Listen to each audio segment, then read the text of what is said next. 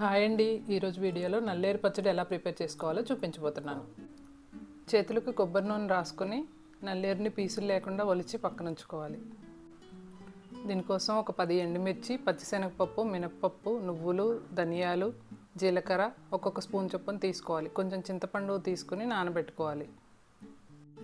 Stove పైన మూకుడు పెట్టుకుని 2 స్పూన్స్ ఆయిల్ వేసి వేడయ్యాక ఎండుమిర్చిని, పోపు దినుసుల్ని వేపుకుని తీసి పక్కన పెట్టుకోవాలి.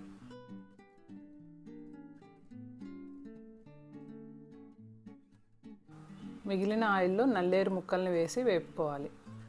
పోపులు కొంచెం చల్లారాక మిక్సీ జార్ తీసుకుని పోపులు, చింతపండు, కొంచెం ఉప్పు, 2 వెల్లుల్లి రెబ్బలు వేసి గ్రైండ్ చేసుకోవాలి. ఇవి గ్రైండ్ అయిన తర్వాత నల్లేరు ముక్కల్ని కూడా వేసి గ్రైండ్ చేసుకోవాలి. ఇది గ్రైండ్ చేసేటప్పుడు ఎక్కువ వాటర్ ఏమీ పట్టదండి, కొంచెమే వాటర్ పడుతుంది.